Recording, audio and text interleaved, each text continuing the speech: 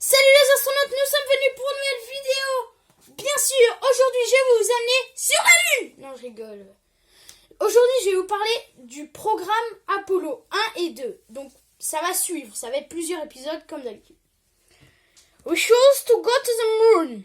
Nous choisissons d'aller sur la Lune. Est une tagline de l'adresse de Rice University on the Nation Space Effort. Un discours du président des États-Unis, John Kennedy, prononcé le 12 septembre 1962 à l'université de Rice, à Houston, dans lequel il promet de poser le premier pas sur la Lune. Ago, fly the Atlantic. Why does Rice play Texas? We choose to go to the moon. We choose to go to the moon.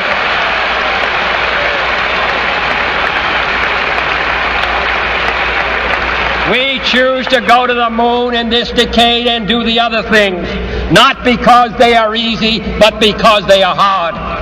Because that goal will serve to organize and measure the best of our energies and skills.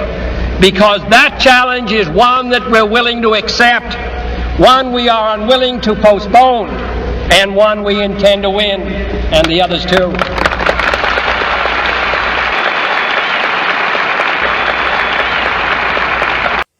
Ils ont commencé par Apollo 1 et les fusées ont été faites en un temps record. Malheureusement, les 3 astronautes ont brûlé vifs dans la fusée à cause d'un court-circuit. Il a le témoignage de personnes professionnelles. Donc là, nous allons vous passer 2 vidéos.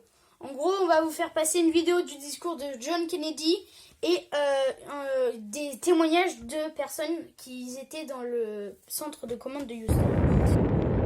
En 1967, les programmes Mercury puis Gemini, lancés avec la création de la NASA, ont atteint leurs objectifs. L'agence spatiale américaine est confiante et les vols d'essai avec des astronautes peuvent désormais commencer. La mission AS-204, rebaptisée Apollo 1, est mise sur pied en un temps record. Dans sa volonté de battre l'Union soviétique dans la course à la Lune, la NASA a travaillé très vite, tout comme ses contractants. Durant cette période, les astronautes ont décrit leur travail à la NASA comme mus par une fièvre d'accomplir. Compte tenu des enjeux, ils se sont efforcés de préparer un vaisseau dans les meilleurs délais possibles. Le 27 janvier 1967, l'équipage, constitué de Gus Grissom, Ed White et Roger Chaffee, commence des essais au sol en conditions réelles à bord du vaisseau Apollo 1, au sommet de la fusée. Le lancement est prévu 1 mois plus tard.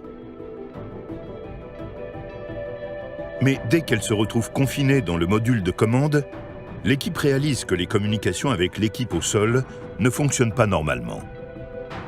On rencontrait des problèmes avec nos procédures de compte à rebours, avec nos communications.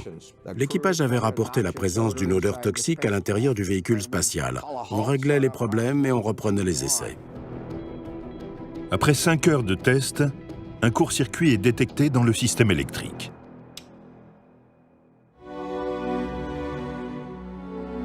À 18h27, ce soir-là, on a de nouveau interrompu le compte à rebours. On a basculé de l'alimentation externe du pas de tir à une alimentation autonome du vaisseau.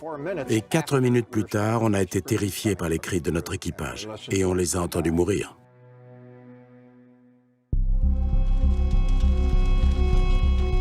En quelques secondes, une étincelle transforme le vaisseau rempli d'oxygène en brasier.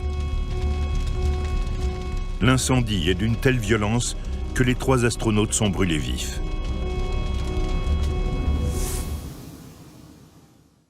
Aujourd'hui, là, je vais vous parler de Apollo 2.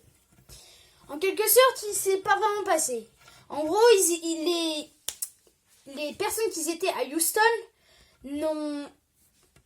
ils ont détecté une fuite dans la fusée, mais ils disaient que ça c'était rien. Du coup, ils ont fait dégager les astronautes et ils ont autodétruit la fusée.